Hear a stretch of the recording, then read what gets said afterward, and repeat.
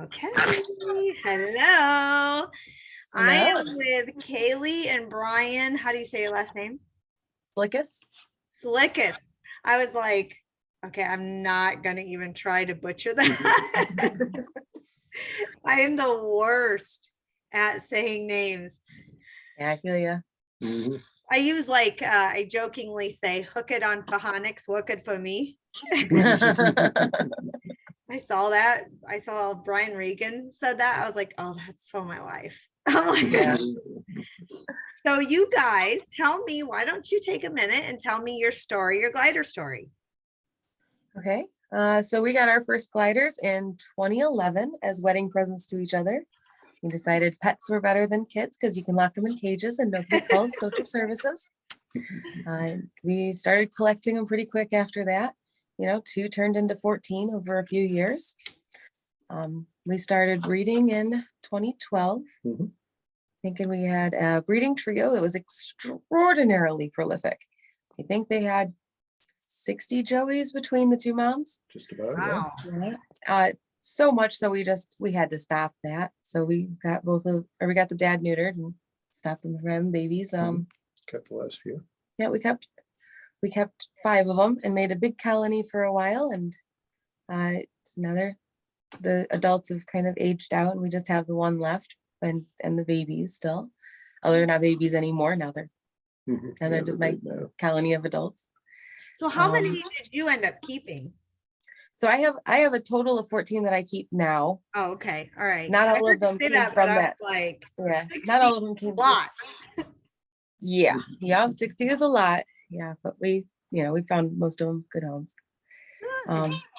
Whenever anybody had a problem with the homes, they come back to us. So that's how we got some of our 14 now, is we have 2 cages with some problems. So they stay with us for life. Okay, I love that. So is that like a rule you make when you do your... So yeah, I have right of first refusal on my contract, so they're not allowed to sell them to somebody else without coming to me first. I also have, if they're not able to provide vet care, they can always come back to me and I'll take them off their hands and they go to the vet and that's what they need. Yep. That's how we got one set of them. So how do you keep track of that? We have a spreadsheet. Oh, well, yeah, we have a spreadsheet for who owns them. But honestly, it's got to be self-reporting, right? Yeah. So the owners have to love me enough that they want to come tell me. They have to trust me. They have to want to see me. So I provide free nail trims. I provide free boarding. I provide non-judgmental advice and lots of smiles and loves and squeeze. So it encourages people who have had my joeys. They come visit me often to get their nails trimmed or get free boarding here whenever they go on vacation. And it helps me keep in touch. So you were a mentor before you were a mentor. I was, yeah. So, wow, so impressed. So you started, how did you get started though? Like, what was the first glider you ever saw or heard of?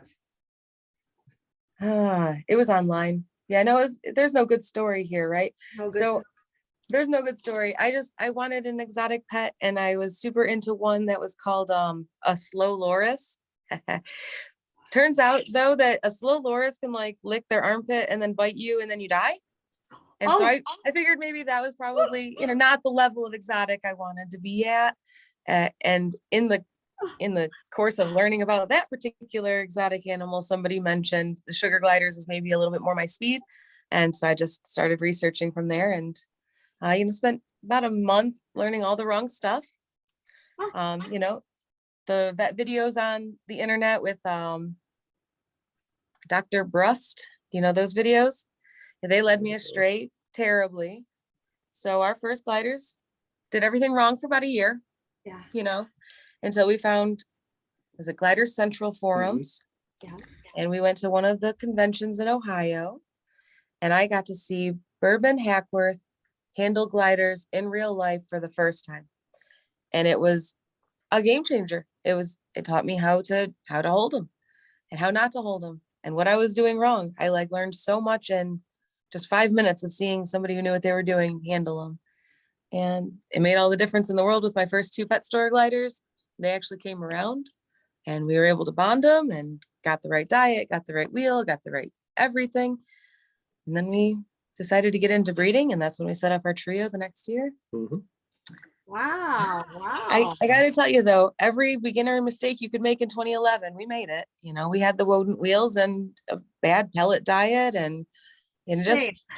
the whole thing. Yeah, all we the had pocket pet stuff. we had all of the exotic nutrition toys you could buy.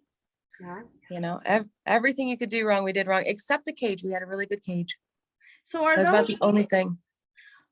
are the doctor videos you're talking about the ones that Pocket Pet pretend they're a doctor? Yep.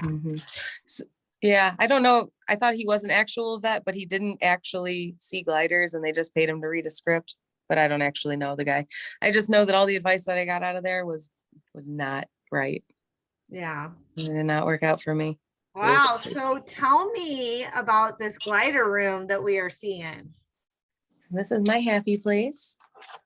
We carpeted the walls for them so they can climb all the walls and they love it. And the whole room has got treat cups everywhere, which they're currently running all over, finding the mealworms and yogurt drops.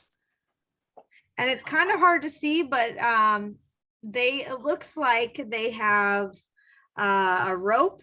Is that a rope hanging up there at the top? Lots of braids. You're looking at all the braids. Yeah. Yep. All braided They fleece got ropes. like climbing. So you put carpet all over the walls and then you just hung stuff so they could go all over the whole room. Yep, there's lots and lots of braids and bridges and here we go. This might help a little bit with being able to see. Oh yeah, completely. I could see a lot. Yeah, we So gotta are the keep spiders in there right now? Yeah, there's 4 of them in here right now. Yep. These are 4 of the boys that we board long term. There they are. Hey, we've got them for about 4 months while their owners are dealing with the recovery of their other animal. And prepping for their wedding. Oh yeah, and prepping for their wedding. But they get to go home next week. I'm gonna miss them so much. They become a part of our family. I love it. 60.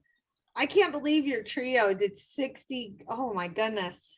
Yeah, they were very prolific. They had lots of babies. These are actually the 4 in here. 3 of them are babies from the trio, and another one is a grandbaby. So we have a very big family of gliders in Michigan that come from our babies. So you guys are in Michigan? Yep, we're in Michigan. We're pretty close to Detroit. Oh, nice. So I'm in northern Indiana. Where are you? Northern Indiana. Oh, very good. Yeah, I go to Detroit for my flights. So about 2 hours from here. Oh, we did take off the hat. That might help. Yeah, Detroit's about 2 hours from here. So you guys are nice and close. Yeah, come visit anytime you want. I love that. It's Awesome. nice to, I don't have a lot of people that are super close to me. Like, Sandra's like 5 hours. Let's see. I know a couple of people that should be close to you. What about Stephanie Branch Grattan? She's in Goshen. Where is she? Goshen? Goshen? Yeah. Oh, sorry, Goshen? Yeah, that's only an hour from me. Yeah.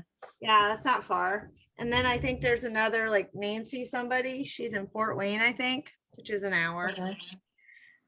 Yeah. When we were down there. Stacy, but she's just an owner, not a breeder. Yeah. Yeah, I'm just an owner.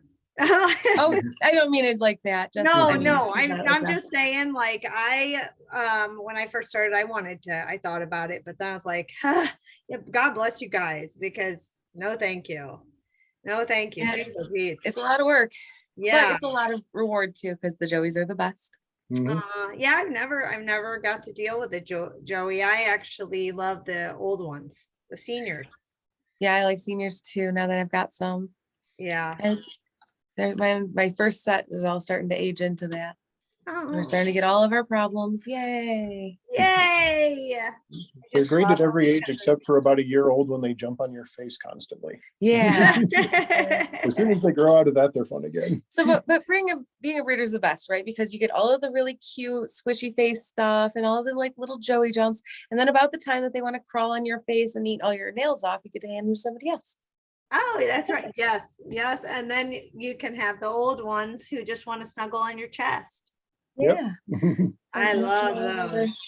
Most of my old ones are still a little wild, but I just like to Yeah. play a lot. Uh-oh, here it goes again. Hold on. Let me use my finger. So I was like, geez. Yeah, I must have done something to my mouse pad because it's not very happy with me at the moment. So do you guys make your own toys? No, No? I don't make anything. The only thing I make sometimes is braids. But everything else I buy. Where's your favorite place? Sugar Glider Joy. Oh, Yeah, nice. I like to shop with Marie. Okay. I also really like the Pampered Glider, which is in Redford. That's Yeah. Karen. Yep. I really like Megan or Morgan Restano. She does those monthly packages. Oh, that sounds nice. Oh, it's kind of like Stitch Fix or Fun Fit Fab, but it's for sugar gliders. That sounds cool. I know, it's really cool. So what do you think you guys have? Tell me something that has happened in your glidership that kind of helped. Maybe it was a struggle or something that you went through that actually helped you kind of specialize in an area or excel in a certain area. Because you got all the wrong information. You probably had some stuff. Yeah, I think I want to talk sterile lines. Can we do that? Yeah. Yeah. All right. So when I first started in breeding, I know a lot about genetics because I have a formal education in it, but I didn't know a lot about the glider community lineage or the taboos or the lines. So when I bought my first two breeders or my first trio of breeders, I did not know what sterile lines were or producing sterile lines or any of the drama or the controversy around sterile lines. Totally off my radar. So, I got them and I checked their lineage, and the breeders both told me that they were clean lines. And I thought, that's great. Don't know what that means, but sounds good.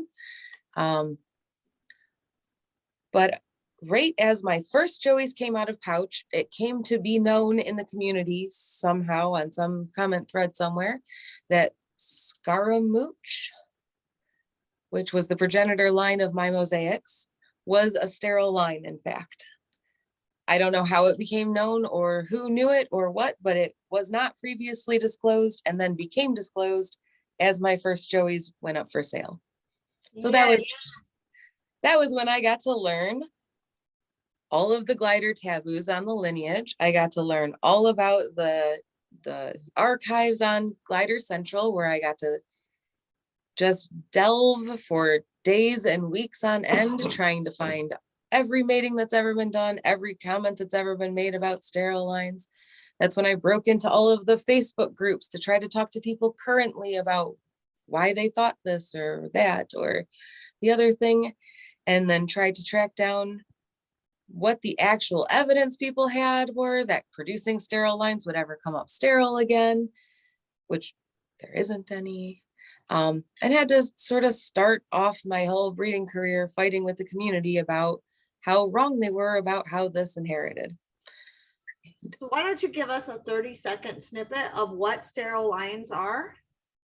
So in the glider lineages, the mosaic founding lines, all except for two of them, were believed to be associated with sterility, so that about half of their sons or most of their sons were born either without testicles or without functioning testicles, and they could not themselves have babies.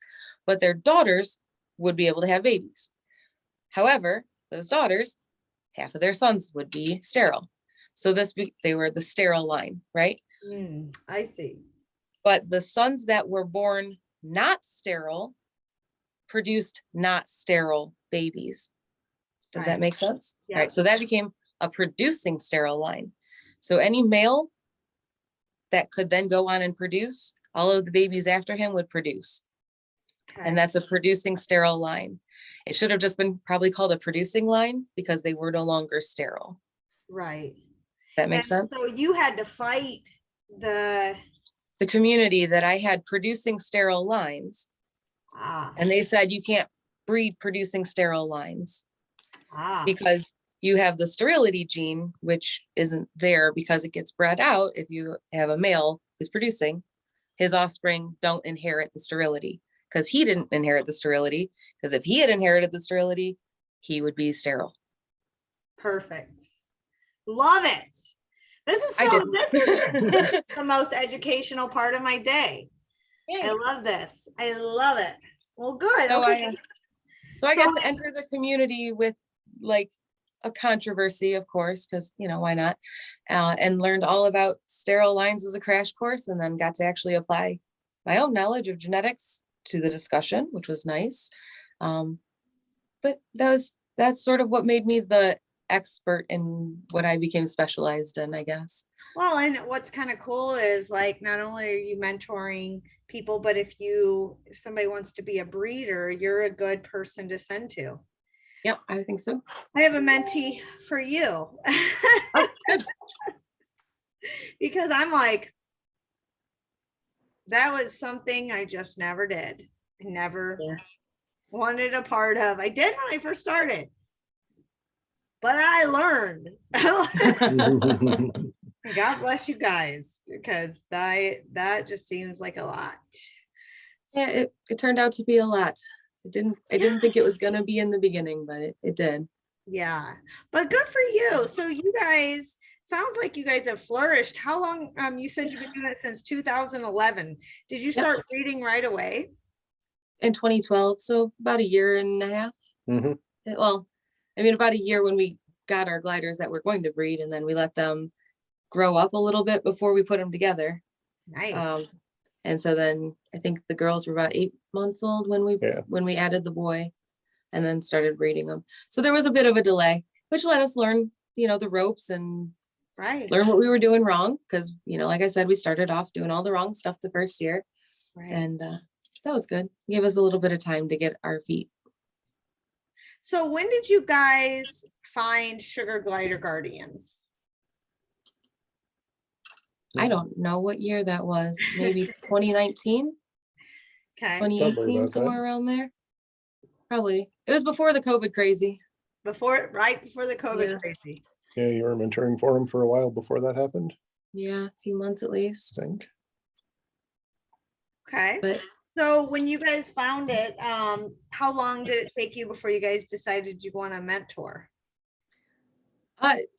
So I remember what really impressed me about the Guardians was there was a glider who was sick, but I can't remember now what it was. I think it was an abscess behind the eye, and the Guardians raised enough money to actually get her taken care of, and she lived through it. And that was really impressive, because most of the time in the glider communities, you just see, oh, that's terrible, sorry to hear about it. And then a week later, you see a sad post that it passed.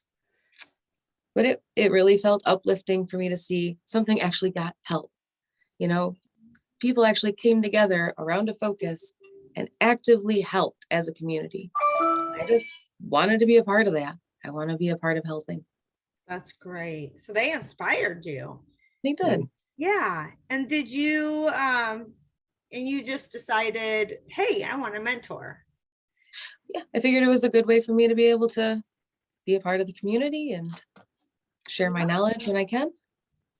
I love that. So what do you think you have learned most about, let's start with being a glider mama. And Brian, I want to hear from you too. What have you learned most from being a glider dad? 2 different answers. That no matter what I want them to do, I have to listen to what they want to do first. Yep. That I cannot force a glider or a glider owner to do what I say. That I can coax them, I can cajole them, I can convince them, and that is all I can do. Okay. Love it. Well, she already gave the best answer for this. Women usually do. No, I'm joking. What's actually important. Lesson we've learned from them, huh? I have a good one. If you have something, a pet or someone else that you like, it's worth finding a way to fit them into your life. These guys take up about half of our house. Yeah. ours, and we've got 2 rooms. Both of our what would be the kids' bedrooms are dedicated to the gliders. We've got this one here and another one full of cages. And about half of our living room is often boarding cages. But we really enjoy all of them. We enjoy meeting people in the community and being able to help them out in various ways, both with Kaylee teaching them about how to handle gliders and sometimes with taking care of vet problems and other things. And something like this and finding a community like this is a good way to have positive impact on other people. And What we a wouldn't have great done any of that answer. without these little guys. Aw, I love it. Aw, what a sweet answer. I know, I love it. Isn't he great? I am pretty great usually. like I am pretty great. Just so you all know. Oh yeah, I can tell. I get positive feedback all the time. Oh, that's so nice. So you guys, it's something you do together, which is so beautiful, because I can't tell you how many times I've heard people talking about, oh, my husband hates him. He complains about this. He complains about that. So this is nice. Yeah, I rely on him. So he gets to do all the stuff that would make them hate me. So Yeah. he's the one that does all of the medicine for them when they need it, or anything that might cause too much pain. I do get to do the nail trims, but anything that I'm like, I don't want you to remember me poorly, so you get to do that for me. Yeah, but they like me anyway because I'm nice and warm. Yes, he is. Yeah, I love Usually. that. My husband and I do our nail trims together because I Yeah. get too stressed out. Like I'm just like, I just want it to be perfect. So like I do the nail clip part and he holds them because I just their little fingers. I just don't want to hurt their little fingers. And I just would be devastated. So I would rather just do it a 2-person job. I know there's a way to do 1 person. I don't even care. I'm like, I'm not even gonna let you see how I do it because I bet you'd have a heart attack. I just stick them on a counter in front of a pile of mealworms and trim them all up in about 10 seconds. yeah, I wish I could do that, but I'm just like, I have such anxiety as soon as it happens. Oh, sometimes it does not work out, which is why you might have a heart attack, because every so often they panic look at my face and then go run up. Oh gosh. Yeah, he holds them in a piece of fleece and he just pulls out their little hand and puts it like on his finger. So they're spread, and I just go. It's nice when that works. I can sometimes do that too if they're in a pouch. Oh yeah, he's been bit quite a few times, which is great because I don't have to be. So okay. Oh, there goes the crazy computer. Light effects again. Yeah, it's like freaking out. Okay. Yeah, the whole mouse thing, it's going crazy. So you guys, sounds like you guys have this whole thing like as part of your life, which I think is better. I think when people talk about, is it hard to own a glider? Well, is a glider going to be part of your life, or are you going to be just having a glider in your house? Right. Yeah, no, we're more like in the glider's house. Yeah. Yeah. Yeah. It's very much integrated with us. Yes. Yes. So what piece of advice do you think what subject, I guess, is the most important that you deal with first thing when you talk to a new mentee? I address their questions first because the mentee knows where they're at first. And so I've learned from bad experiences with mentees that when I flood them with information, they run. So I ask, what do you need help with? Where are you at? And let them guide the flow of it. Yeah. So usually what comes up first is diet. That's what everybody wants to know about first. What do I feed them? And then we kind of go through the checklist of diet, wheel, cage, all the beginning stuff. But we settle in bonding. That's almost always where the conversation continues to grow over time, is all the different tricks and fun things you can do with them and ways to integrate them into your life work balance, and just, I don't know, the good positive aspects of owning them. I try to avoid a lot of fear mongering because I think that runs people away. I try to avoid the doom and gloom and give them all of the positive reasons that I'm telling them to do something rather than all the negative reasons to not do it. Right. I think that's more just of an attitude shift though. So one question, since you're a breeder, that I have heard, I don't hear very many people address, because I think most people are lifers with their gliders. But what would you suggest to somebody that says to you, how do I ever get out of it if I can't ever have just one? Oh, I feel like when you get a good answer to that, you might need to forward it my way. Yeah. Yeah, no, I'm a lifer for sure. Yeah. I don't know that there is a getting out of it. Yeah. I think it would, I mean, for people like probably me and you that don't want to ever, we wouldn't ever just give them up. Like, I can't give up my gliders. I'm a foster failure. Let's just be real. I take them in. I'm like, yeah, I'll foster. No, they never leave. I had 2 that I found a home for, and I literally to this day still have anxiety because I feel like I gave away my children, and I only had them one day. Oh, I was like, I was literally just helping transport. I was like, I could never do any of that. I cannot be a foster. I just need to either take them or not. it is the hardest part of breeding, is letting them go. And then especially if they come back and they have to go again to somewhere else, you just want to follow them and make sure they're okay everywhere they go. Yeah, I do my best to try to keep in touch when I can, and always offer, whatever I can to help them out when they need it. Yeah. So do you guys have other pets? To get rid of them. We were about halfway to northern Michigan once when I decided I really didn't want to get rid of a couple we'd already sold. Oh, So we stopped and debated about it and ended up taking them to their new home, and it worked out well. But it's heartbreaking. Not an easy thing to do sometimes. It is, especially you fall in love with the babies. Oh, they're just the cutest little things. And trying to give them to somebody that you're like, you don't necessarily know how you're gonna be, and I don't know what you're gonna be like, and that's a hard moment. Yeah. To have to trust people that, I mean, generally people are not always trustworthy. Yeah, sometimes just have to trust them anyway. It was a couple from our first set of Joeys from that group, and one of them had a really unique look that we almost never saw again. But like the very last Joeys we got and ended up keeping were the next ones that look like that. Yep. So it worked out well in the end. Yeah. Perfect, right? Yep. You guys have got to experience a lot of young gliders. What is the funniest story you guys have ever had? Funniest story. That might be a hard one to come up with off the top of our head. Okay. No, that's totally fine. If you think of something while we're talking, let me know. I see his face. It seems like I should have like a million good stories from a decade of this, but yeah, I don't know. Lots of little funny moments though, because they're really fun little critters. Yep. Oh, they sure are, and they're all so different.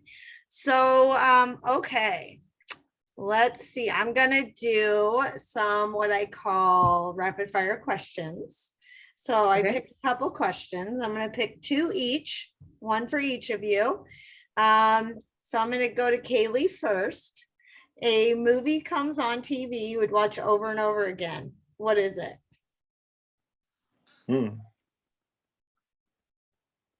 Oh, probably Dune. Dune. I've never heard of that. Oh, that was good. Well, the old one too. Probably any rendition of Dune. Yeah. Dune. Okay. I got it down. I'm going to check it out. Brian, favorite place you've ever traveled? No,